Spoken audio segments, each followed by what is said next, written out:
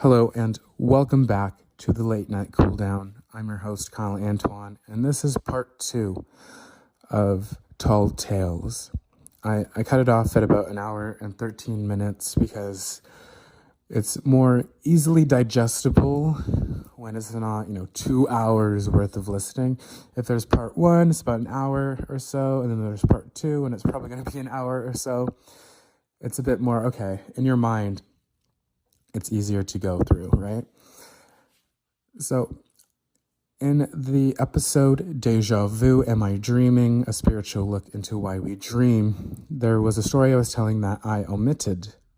And I said that I don't think the audience is ready for it. And I had come to this, realization that me doing that and saying that goes against my philosophy of the Late Night Cooldown. And part of that philosophy is, raw, real, and unfiltered truth.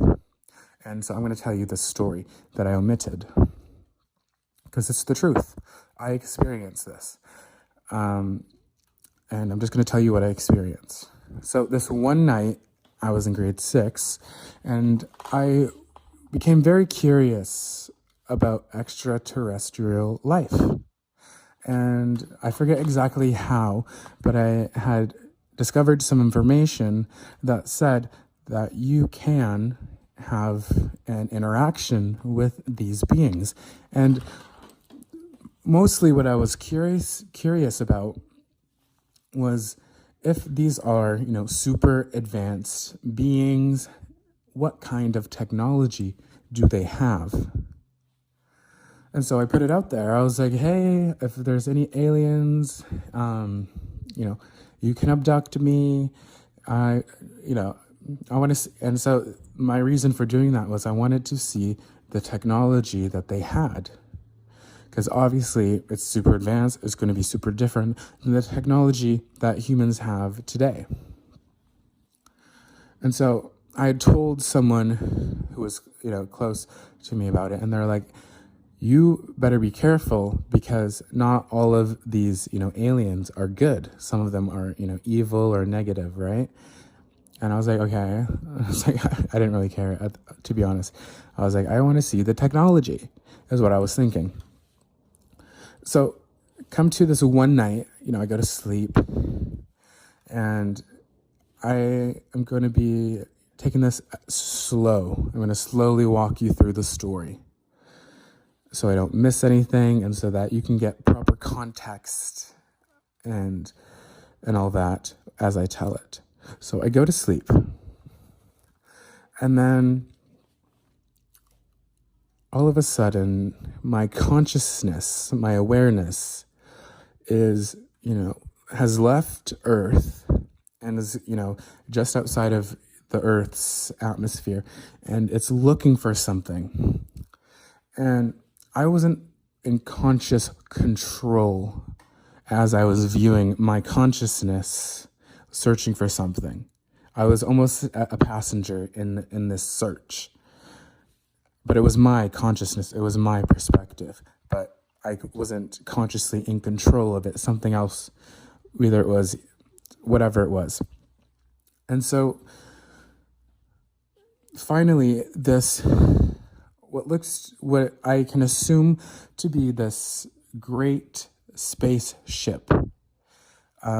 Not like our rockets that we have here, but it was Star Wars-esque. It was massive, except in my view, there was a black bar over the main part of the ship.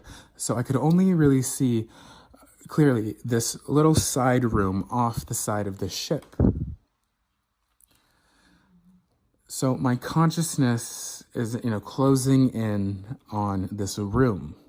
And as my consciousness kind of is above the room that's attached to the ship, I drop down. My consciousness drops down into my body. My body is sitting in this room on this bench thing. It's a bench. And I'm just sitting on the bench, and my arms are on my elbows are on my knees, resting, and my body is kind of just looking down. And so my consciousness drops down into the body. Now, as my consciousness, my awareness drops into the body, I slowly start coming to consciousness with my body now. My consciousness dropped into my body. Now I'm regaining control of my body. And I still have the other perspective of, above. And then I'm sitting there in my body, and it's like real life. Like it feels real. And the reality of the situation hits me. My body and now me all together are outside of Earth's, atmosphere on this ship, and I regain full control of my body. And as this is happening, I'm starting to freak the fuck out. And I start screaming. I'm like, send me back right now. If you don't send me back, I'm going to call the Galactic Federation to come and get me. And, I'm just freaking out. And so then my consciousness perspective shifts over to almost like a third, or maybe it was the other one that was watching my body who brought me over to my body. So this third perspective was of these, what looked to be, reptilian, humanoid-esque beings. And they were probably around 6 or 7 feet tall. They were really tall, or at least one of them was. And they had, one was almost like a general. One had, was up there in the ranks of I don't know if they were military or whatever, but one of them, when I think of the story, one of them was a general, one of them was a grunt. And so the grunt was, shorter, smaller, and younger. And I was like, what do we do? What do we do? Kind of almost freaking out that, they brought this, human over to their ship. And now the human's threatening them and basically having not a mental breakdown, but a freak out, send me back, send me back. And he's like, what do we do? What do we do? And then the general reptilian thing was like, well, send him back. And I got sent back. And, I woke up in my bed, kind of remembering this experience, but also kind of not. And then I think in the moment, I kind of just, swept it off as this weird dream. But I've never had an experience like that since or before that point. It was a one-time thing.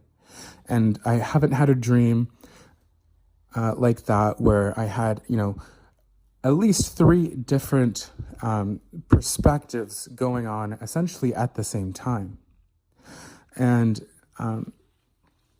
so what was that experience? To me, even now, it's somewhat unexplainable through kind of my own spiritual findings and, soul searching and all of this. I kind of have my own conclusion, but coming from a purely human logical standpoint, you might just write it off as, this weird, bizarre dream I had.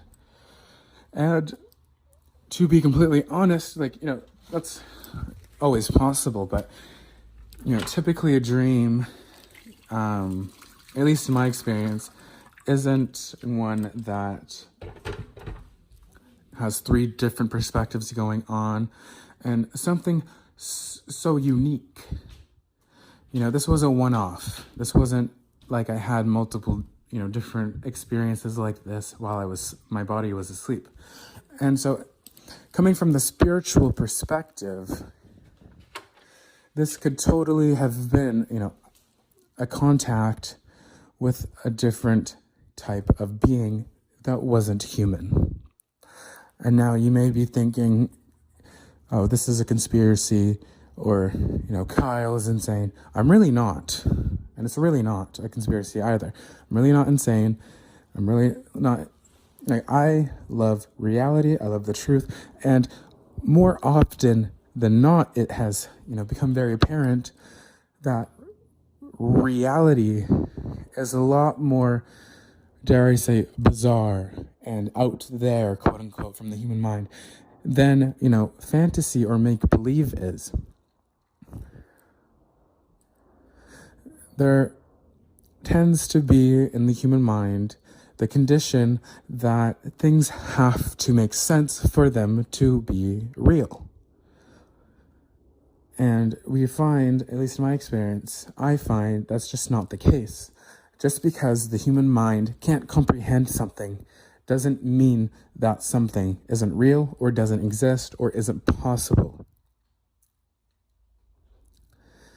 Now, what do these do I know what kind of, reptilians they were? Were they Anunnaki? I don't know. I just know what they look like. They look like, big, conscious, intelligent lizard beings, people.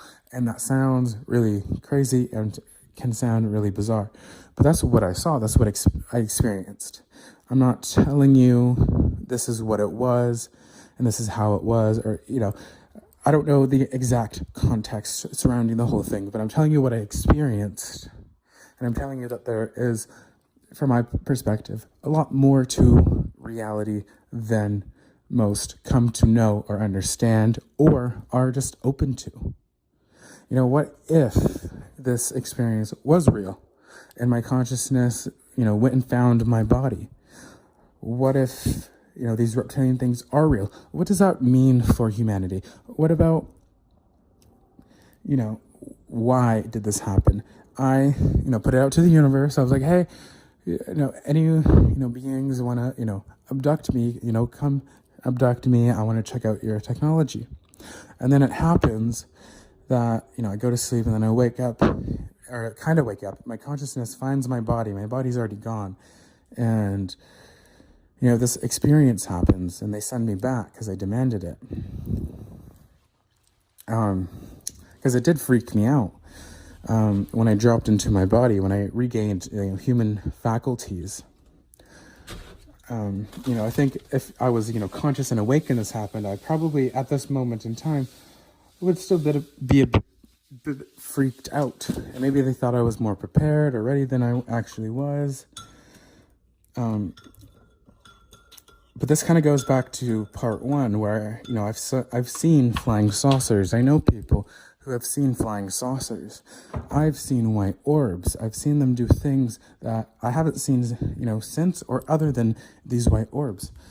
What is happening to where not just me, not just the people I know, but people who, have no connection to each other are experiencing similar things? What is going on? And so the goal of sharing these stories is to kind of create an open and honest dialogue of personal experiences. Because the less we talk about these kinds of things, the more that these things go unnoticed in the collective awareness, the collective consciousness. What are these things? Who are they? What do they want? The Galactic Federation is this concept that, a group of beings of love and light want to help humanity evolve and want us to stop hurting and harming each other and the planet and all of the life that we have here. It wants us to evolve and to grow and to become more spiritually aware and connected. And it's not a religious context, and it's not, this make-believe context. This is just I'm coming from the reality, context, and questions like, what if there is a galactic federation? Questions like, what are these UFOs? Or unidentified aerial phenomenon, or whatever label you want to put it, but objects that we can't explain, that aren't coming from Earth or from other humans. What are they? And it's questions like these that open the minds and open the hearts to a different possibility, that we are not alone, and maybe we've never been alone, and maybe there's a lot more to what's going on Earth than we realize in our day-to-day lives, because we get so distracted on our phones, we get so distracted in work and with family and all of these different things that we don't really have the time to get philosophical. We don't have time to explore concepts and ideas like not being alone and never being alone. And I think it's almost to the detriment of humanity that we don't explore ideas and concepts like these. You know, if we continue doing the same thing, we are always going to get the same result. And that's the problem with dogmatic thinking and mindsets and beliefs. You know, it was hard for me to even, share this story with you because no, I'm not worried about people calling me crazy or not believing me. Like, that doesn't really matter to me. But the dogmatic way of thinking of, I didn't experience it, so it's not true. I don't think it's possible, so it's not true. Right? And so I really want to break that dogmatic thinking. And I'm not saying necessarily that, what I think and what I believe is the ultimate truth. But what I am saying is, I am open to alternative ideas of reality, of the situation going on globally in politics and in society, and all of these different things that most people consider conspiracy. That maybe there is a different viewpoint that we're lacking, and we can only explore and understand the broader universe and ourselves by asking different questions, by exploring different thoughts, by getting spiritual, by getting not spiritual, but awakening to our spirituality. In an infinite universe, an infinitely expansive universe, do we really believe that it's not possible that, beings who may be millions or billions of years old, who have, super incredibly advanced technology, who obviously have grown and learned the lessons of, young civilizations, of not destroying each other, of, common thoughts in different religions and spiritual spaces, of love and respect and help thy neighbor and love thy neighbor and treat others as you would want to be treated. The golden rules. And that is why maybe that's how they survived so long, is they understand the fundamental nature of the universe, and that is love. I want to break this dogmatic way of thinking. I'm not telling you what to believe or what not to believe, but I am telling you, if you think you are right, then you are probably wrong. And I say that because if you think, not if you're right, but if you think that whatever you believe is 100% undeniably the truth, then you are probably wrong. True free thinkers understand that, I understand I'm never going to be probably 100% right on anything. I can be mostly right, I can get it enough, but to think that you can understand an infinite universe to 100%, you are delusional, and you're deluding yourself of the opportunity to learn more. So if there is a galactic federation, what would this mean for Earth and humanity? What do they want from us? Who are they? Now, you may think that it might just be a bunch of whoopee, but Paul Hellyer, who was Canada's defense minister in the 1960s, began publicly stating in the early 2000s that aliens are real and have been visiting Earth for millennia.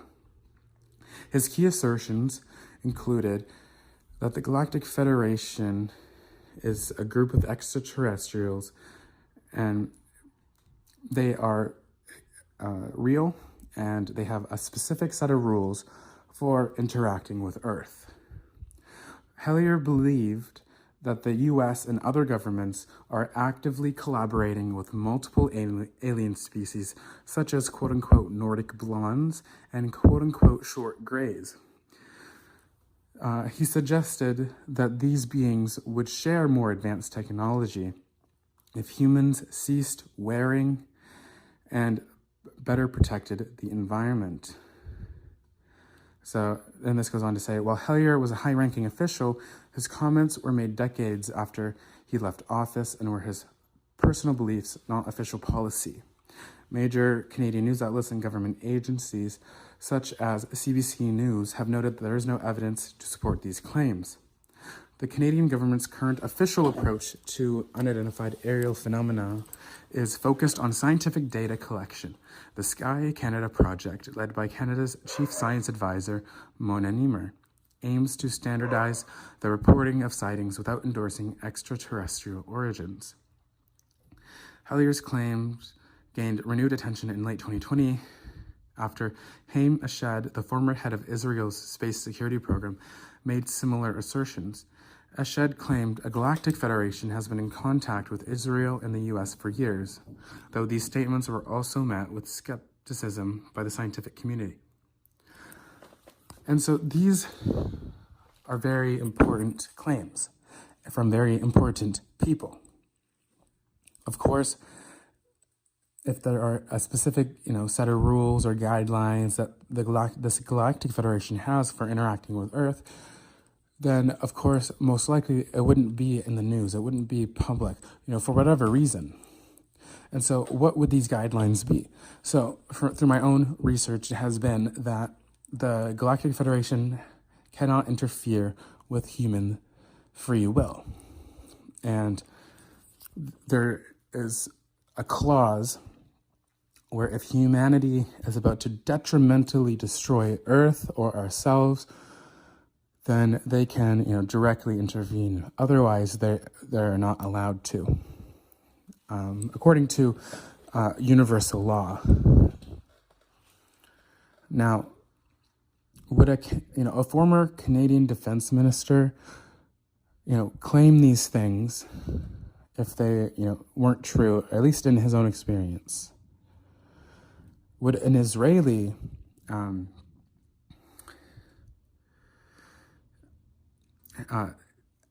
would the former head of Israel's space security program say these things if they weren't true, at least in their own experience? So if this Galactic Federation has been working with Israel and Canada and the United States and probably many other countries, assuming it's true, what does this mean for humanity? What does this mean about our politicians? And what does this mean for, every single person on Earth? This would mean, to me, that we are not alone, that there is help, and that we are, ruthlessly kind of, destroying the planet and the Earth for no good reason. It would mean that maybe there's certain agencies in government or people in government who have a self-vested interest in ensuring that, we don't become aware that there is things outside of Earth that are not yet fully explained to the public. And what would a former Canadian defense minister and a former Israeli who was, an Israeli who is a former head of, Israel's space security program have to gain from, coming out to the public and saying this? And then not too long ago, Obama was on a podcast and the interviewer directly asked him about aliens.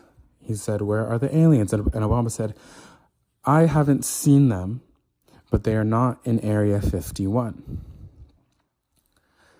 That is a pretty monumental claim of a former president, someone who was in office for 8 years, from 2008 to 2016.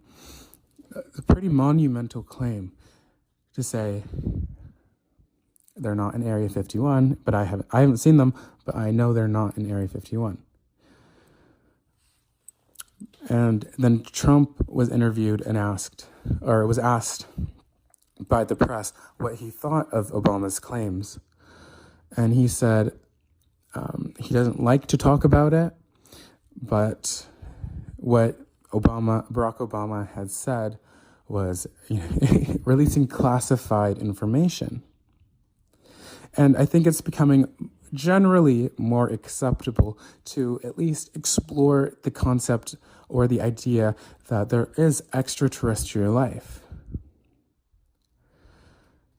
Because there is just, through either personal experiences or declassified documents released by the US government, or a general kind of, understanding that, people aren't outright denying it anymore.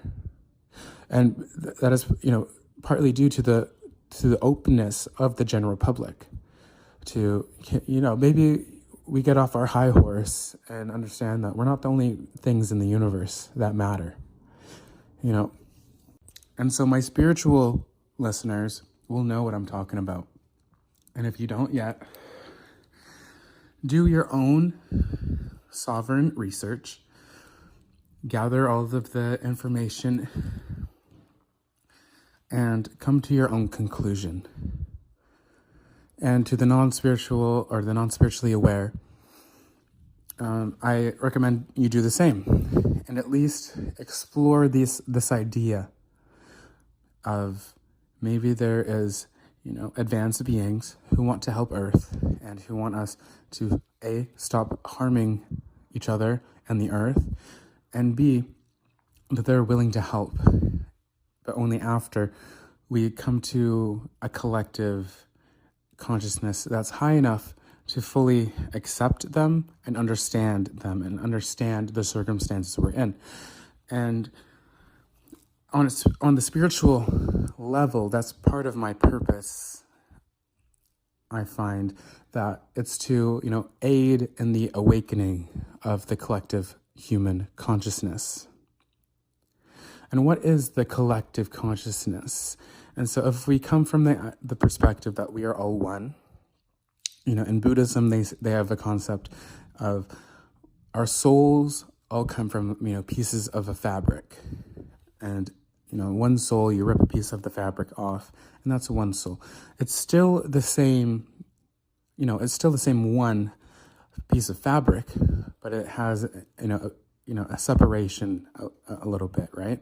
And so these are the concepts of the law of divine oneness, the idea that we're all interconnected, that what I do, what I think, what I say,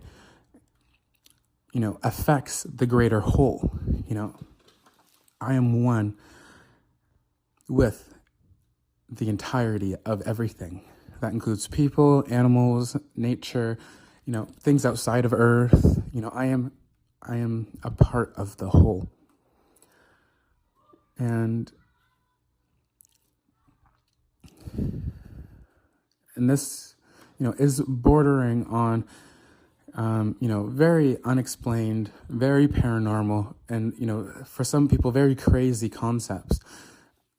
But as you come to an awakening of this reality, and if you come to a point of acceptance, and you deepen and strengthen your knowledge of yourself, your true self, your soul, and all of that, then it becomes a lot more easily digestible. And again, I'm not saying all of this is the absolute 100% truth, but I am saying that there seems to be something more to a galactic federation aiding Earth in our development than not. And, why is it called a galactic federation? It's just our human term for it. And all it is a collection of, from what I've, researched, different collectives of beings from different planets and star systems, coming together to, hey, humanity needs some, God-given help. And they seem to be struggling on their own for whatever reason. And we're going to come help them. And so then you explore the idea of a star seed, and you explore the idea of, a mass human awakening, and you explore the idea of, as within, so without. So these are just,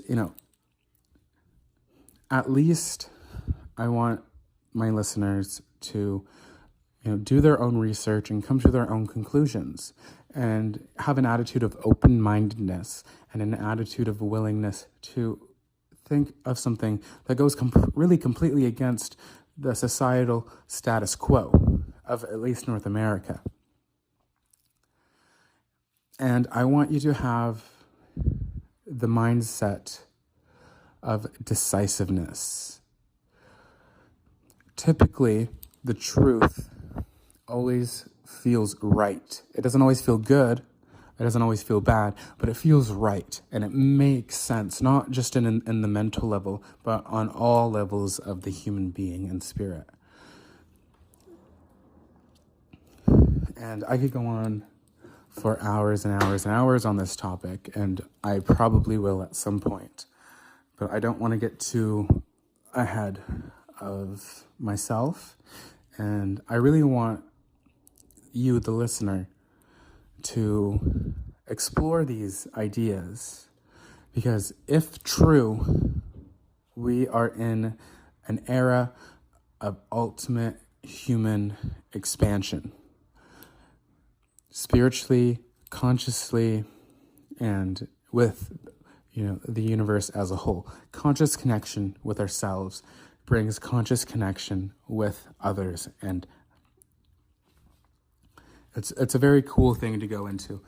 And I want to put a disclaimer that if you start feeling grandiose, or if you start feeling like a savior, or if be very careful of spiritual psychosis. You want to stay grounded. You don't want to get too up there, If you know. But stay spiritually grounded, balance, intensive spiritual work with, normal 3D human things like, eating chips and watching a movie, hanging out with people. But also, find people who have good energy, who are also open-mindedness, or maybe someone who is spiritual and maybe they can, help teach you. And, these claims and these stories and these concepts and these ideas, the truth does not negate something else that is, 100% true, or that is, true to the human experience. It doesn't negate. It includes everything. It includes an explanation to a universe, a higher being, science, so social, aspects of, being social in the human world. It includes everything. The truth is all encompassing. And the closer you get to truth, the more it brings everything together, and it better connects everything. It doesn't separate, right? And I really hope that makes sense. We're going to take a quick little break, have some tea, get some coffee, whatever. And I really implore you to dive deep into, research, go to the library and find some books that you feel called to read, or you resonate, or that sound interesting to you. Spiritual books. And the library has, a good collection of, books that are on spirituality. Not necessarily the Galactic Federation, but the more that you explore the world within, the more the world without makes sense. As within, so without. And, I implore you, and I'm not telling you what to believe or what to think, but I'm, asking you some questions, and I want you to go find the answers for yourself. And that's really what, I'm a spiritual teacher. I'm a spiritual healer. And that's really what being a teacher and a healer on the spiritual level is really about, is allowing the student to become, a master at, with themselves. It's about teaching people how to heal themselves. That's what being a teacher, and because I do tarot as well, prismic heart tarot. Prismic as in, the prism of life, the the lens that we view life in. You got to switch your prism to be a bit more open-minded, a bit less dogmatic. And, when you do that, it opens the world up to possibility, to an understanding that we have very limited knowledge of even ourselves, oftentimes, and let alone the universe as a whole and how it works and, what's going on, somewhere else in the universe, or, So I really want you to, break the dogmatic way of thinking, and not in the sense of completely abandoning modern human life altogether. I don't think that's the solution. I think the way forward is we begin first with a question and a thought, and then that thought becomes, exploration and research. And from that research, we can then, better understand the next steps forward for ourselves and for humanity as a whole. And we need to find the truth, or at least the highest level of truth that we can attain in order to make the best and correct next steps. And I come from the place where, I believe in logic and practicality. I believe in human life. These aren't things that I deny. But I also understand that, science and, the 3D physical world is just a very small slice of the pie that is the experience as a conscious being in general. There is a spiritual way of life. There is, the concept, I'm not a human being having a spiritual experience. I am a spiritual being having a human experience. And when you come from that concept and when you come from that perspective, things kind of make a bit more sense. And I've said this in past, but it's not what happens after we physically die that is important. The real question is, where were we before we were born? I believe, we are eternal beings. We come into this body for a period of time and we leave the body. And Dolores Cannon, talks a lot about the afterlife. There's plenty of other speakers and, teachers online that you can listen to their, sometimes hour-long talks. And they dive into, all of these amazing concepts. And I call them concepts because the human mind, can get easily dogmatic about things. And so I also don't want to tell you what to believe. I want you to, go to these different people and listen to their words, read different books and read the words and come to a conclusion on your own. What makes sense? Stepping back into the soul and into the heart and into, the open-mindedness that humans do have and totally have the capacity to, embody. The open-mindedness. And that's something that we've kind of lost in the modern world of science and technology, where, if someone didn't record it, it didn't happen. If someone, says something, it's oft quickly labeled to be false or conspiracy. And I think that attitude is going to be a major, and has been a major hindrance to human development. To look at it simply, the human being, we interact with the world, through our consciousness, our awareness, our body, which is, physical sensation and feeling from touching physical things. And then, we experience the emotional aspect of our existence. And I think in Buddhism, it's called the emotional body. And so, we feel things. And then we also experience things mentally. And there's even, I think, called the mental body, but we experience things through our mind. And so we have all of these different prisms, PRISMS, prisms, that we experience the universe with. And we're already so filtered in the way that we experience things. How can we truly justify an attitude of dogmatic thinking? I come from the belief that, anything is possible. I'm open to, other possibilities. I don't think I'm right 100% of the time or 100% in anything. I think there's always room to grow. I think there's always room to learn. And I don't think we ever really stop growing or learning. And I think that's part of the soul's purpose, is to learn and to experience and to expand and to become more loving and to become more connected and to become really ourselves.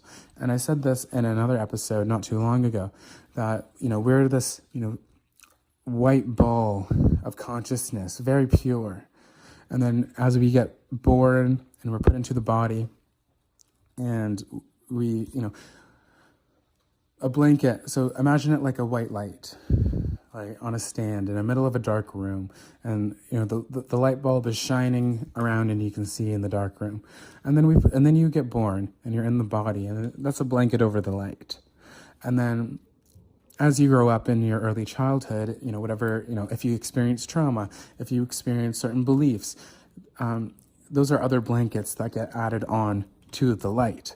And then in your teenage years, we get into more complex social dynamics, and we get into school and education, and those are more blankets over the light. And then we get into, in our 20s, and then we get into university, and, even further complex relationship dynamics. And and then we get involved in careers and stuff like that, and those are more blankets over this light bulb. And then as we get older, we kind of come, and this is not everybody's experience, but in this context or in perspective, we start having this crisis. Some people call it midlife crisis. They realize that who they've been being and what they've been doing doesn't align with who they really are, and they've just been doing what they've learned throughout their lifetime. And so that begins the process of peeling off these blankets. And some people have a lot of blankets over their light bulb, over their consciousness. And so it takes a while, and sometimes it takes multiple deep and spiritual awakenings spanning across years and sometimes even decades to remove those blankets enough to that you can really get back in touch with who you truly are. And you remember who you are. You got to remember to remember, which is also a sentiment of I spoke about in a previous episode not too long ago. And meditate, get in touch with the present moment is also a Buddhist concept. I believe it's from Buddhism, where they say, are you ever truly present? Truly present. If you're thinking of something, you're not present. If you're doing something, you're likely not present. If you're, being consumed by media, you're not consuming media. Media is consuming you. Then you're not really present. And so true presentness, is achieved oftentimes through meditation or through very beautiful acts or scenery. It pulls you into the moment. Music can't even. And so, are you truly present right now? And I don't want to get too, off the track, because this is not where I really intended the episode to go. But that's also part of the reason why I didn't talk about it in the last episode, or that I did, where I omitted this story. Now, probably about a half hour ago, when I was telling it, because it's a lot to unpack and unravel, and I want to do it in a way that's responsible, and I want to do it in a way that's not overbearing, and I want to do it in a way that is easily digestible. And so this took a bit of a turn. I did not really plan on going, talking about the concepts of the Galactic Federation and starseeds, and diving into broader universe spirituality this episode. But I am kind of glad it went that way, because I think we're in a time where conversations like these are pertinent and matter the most in general. There's such a distrust with the government, and especially in the way that, not just, the current administrations, but past administrations, both in Canada and the US specifically, where they don't tell us, the truth, or they give us a version of, the truth. And them finally releasing, declassified videos and files, specifically about UAP, unidentified aerial phenomena, and things like this to the public. It's to slowly get the collective consciousness, used to the idea that we're not alone. And these outer worldly beings have actually been way more directly involved in their dealings with humanity and in government than we have, been led to believe or to know, period. And I think it's naive and a bit stupid to label anyone who comes out, especially people who are in government, as crazy or conspiracy theorists, etc., etc., etc., because, these people, especially in government, have the most to lose. And when you listen to the former Canadian defense minister talk about it, he doesn't, come about it in a way that seems, that he's having a psychotic break, or that the information he's passing along to the media is false or convoluted in some way. He talks about it as, this is what I experienced, this is what I know, and this is what I've been told.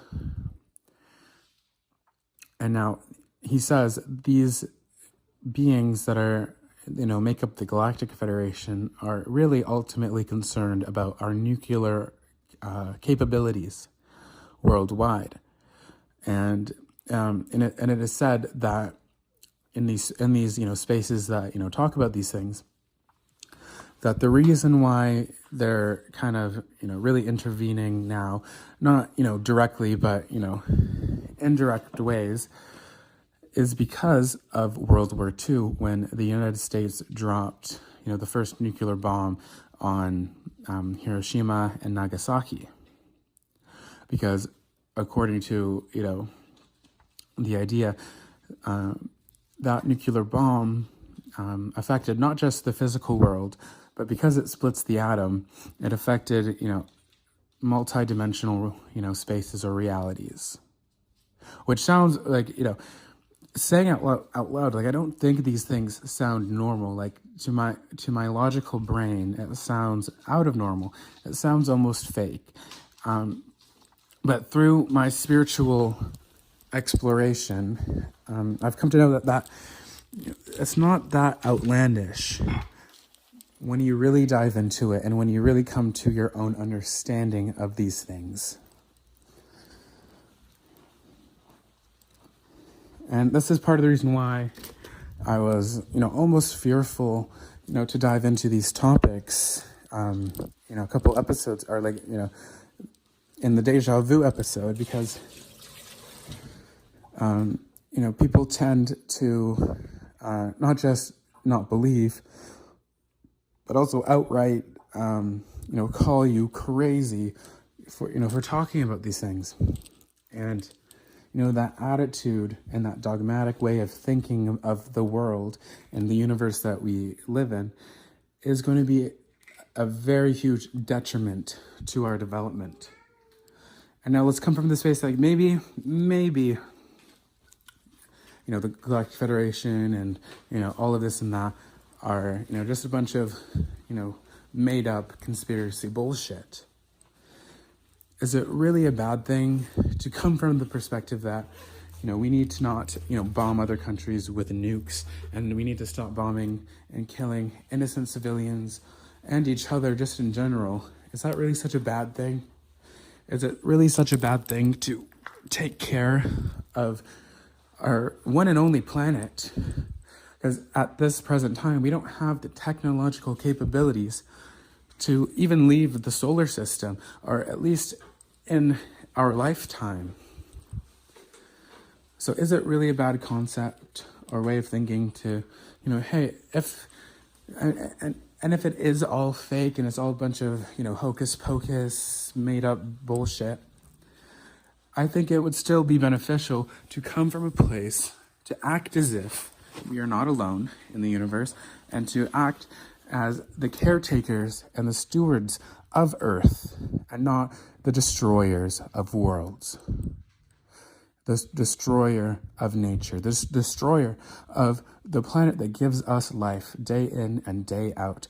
And, to work together as a community, not as individuals. To be more about we than about me.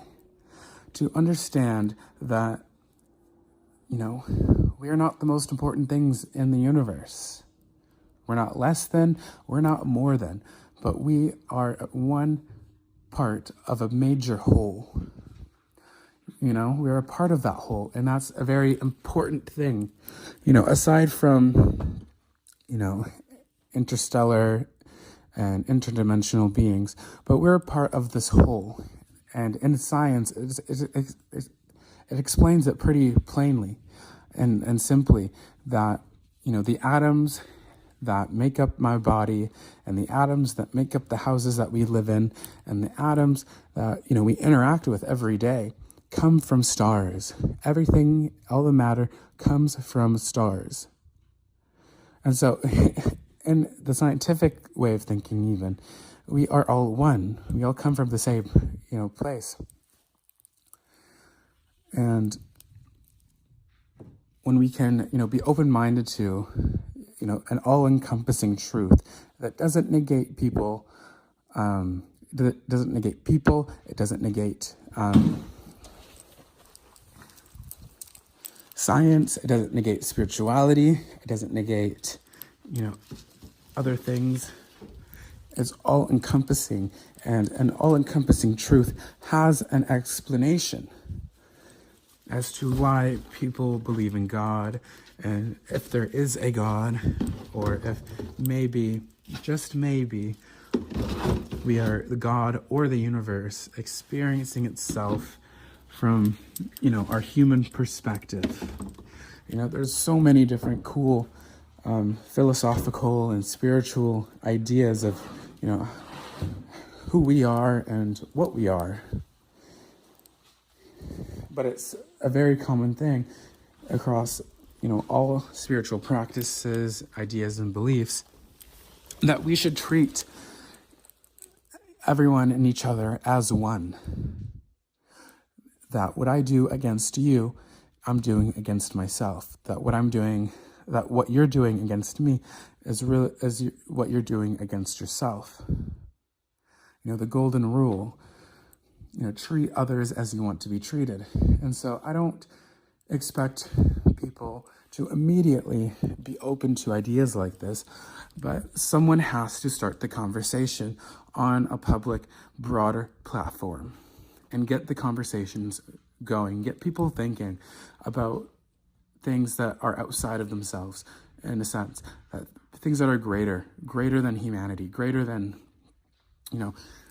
us taking care of the planet is greater than ourselves. It's so easy to rape and pillage the land for oil, for resources, for minerals, than it is to think of, responsible and conscious and safe and protective ways of getting those materials or finding better or different alternatives. It's so much easier to not think, and it's so much easier to just think about what you've been told or what is, in the media. It's so much easier to think that way. So I hope that, this episode can really bring about a conversation at the very least, open up people's minds a bit.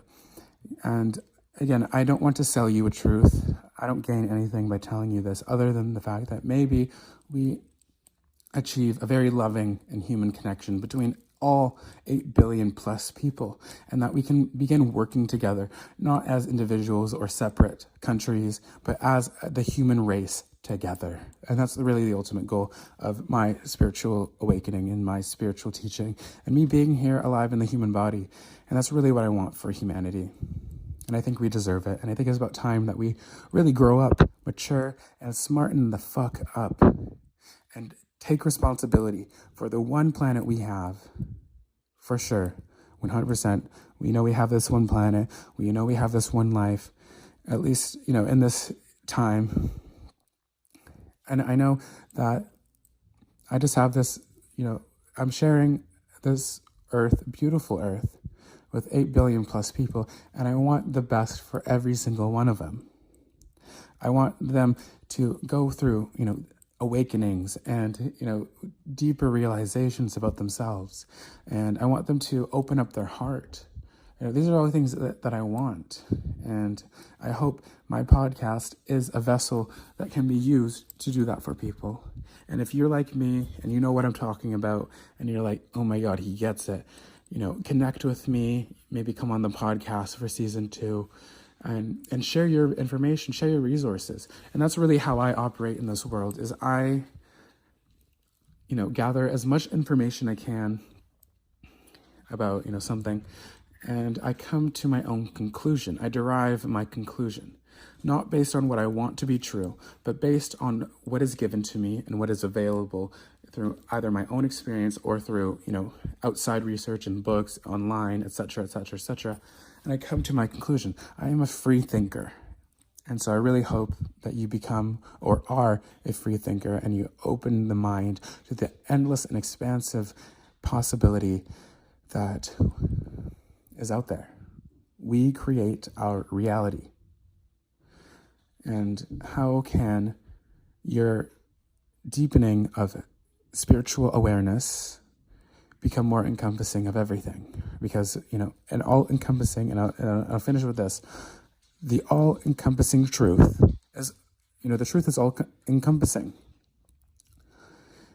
The truth, will have an explanation as to why things happen in our universe.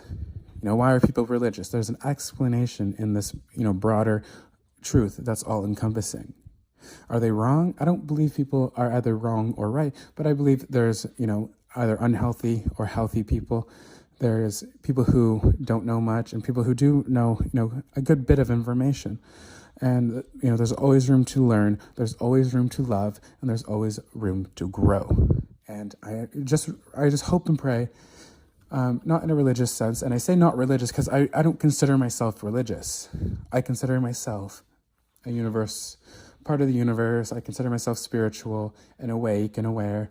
And, language is very, very, very particular with humans.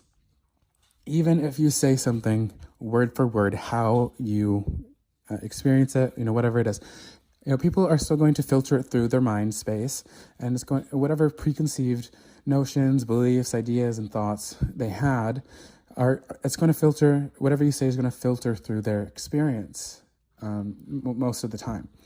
That's how it happens. And so you could say, everyone deserves love. And then their preconceived notions might shut it down and be like, no, not everyone deserves love.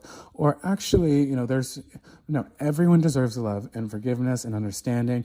And everyone deserves the chance and the possibility to grow, to learn, and to do better, and to be more open. Everyone deserves that. And I really hope humanity gets to that point soon and fast. And it's okay if it doesn't, because great big things take time to take place. And I don't think that this is an overnight thing. I don't think this is over the span of a couple of years. This is going to be a major transformation humanity goes through over the coming decades and centuries. And I hope that I can be a voice that is in support of the concept of love. Not romantic love necessarily, but love. A love and an understanding of the truth of the universe, and that is love, and that we are one, and that we, need to be responsible members of the galaxy, of the universe. Whether or not a galactic federation exists or not, come to your own conclusions, but be open to more. Be open to different ways of thinking. And, be decisive, and that'll take you far. An attitude of open-mindedness, willingness to learn and to grow and to change your ways of thinking is going to take you far, far, far in life. And that's really the end of this episode. We are coming up to an hour now. This has been the Late Night Cool Down. I'm your host, Kyle Antoine. And thank you for listening. If you made it this far, do your research and all that, everything that I've been saying this whole episode. And I will see you on the 15th for the season 1 finale of the Late Night Cool Down. April 30th, season 2 starts. So I'm excited, so excited, and so grateful and so blessed to start season 2. But we're going to kick off season 2 on the 30th, and the finale for season 1 is on the 15th. So thank you for listening. May you know the truth, may you find the peace, and may you find the answers that you look for.